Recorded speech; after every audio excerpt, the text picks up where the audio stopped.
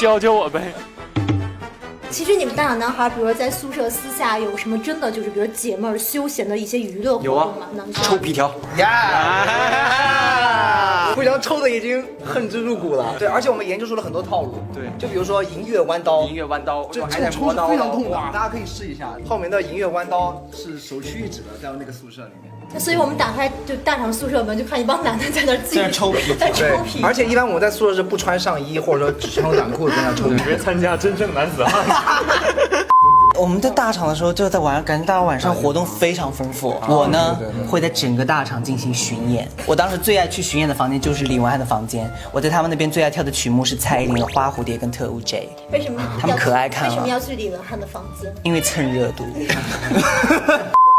因为当时的时候就是很喜欢表演，因为大家都知道没有上台，所以我能施展的空间只有在宿舍。有心酸。对，当天晚上被通知说我们这组不能上台之后，我连夜建了2个音响，当晚整个宿舍音响到早上7点，我在李文翰宿舍跳一晚上特务节，哇，特务节，我觉得这是我最后的。那有给你播吗？没有给我们播。所以其实大厂哪个宿舍算是那种高朋满座的，就是算是比较受欢迎的。那我们请，肯定是我们请。我们晚上会举办掰手腕大赛。当时就他们那个总举行那个掰手腕嘛，谁赢了谁就得光膀子上去掰。我们要看到你的肌肉的线条，然后我们要知道综合判断你的实力到底在哪里。网友有好奇说，邓孝慈跟常华森到底谁力气更大？邓孝慈他劲儿比较大，我每次一看着孝慈，我就可能聊他2句或者逗他2句，他就说包涵，然后他裤衩给我一推，差点给我推卡了。那我小细胳膊小细腿。你这样把他形容的非常吓人。我本来以为他是一种冰美人类型，现在我觉得他是黑寡妇。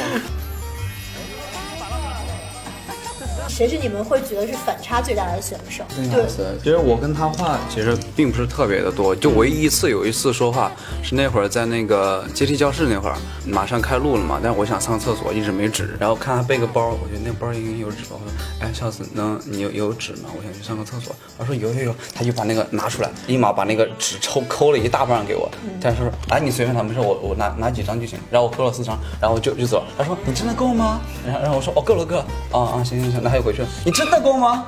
然后我当时已经出门了，他就把那个门还追过来，对，小跑过来，然后很远说你真的够吗？因为疫情，我们就休了7天。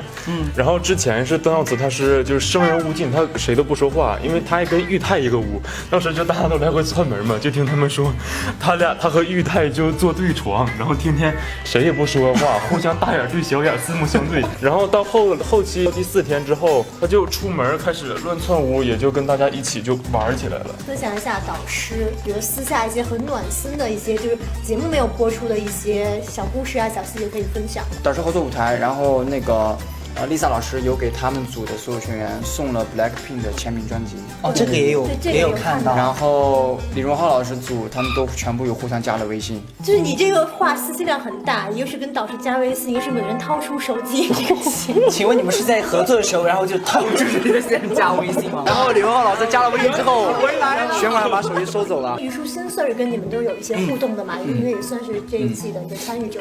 分享一个虞书欣学姐的事情。不是 N 班的都不配发言。这里有 N 班的吗？是包含吗？哎，什么意思？我还没举手就说。包含长了一张 N 班的脸。啊，是我。那不意外了。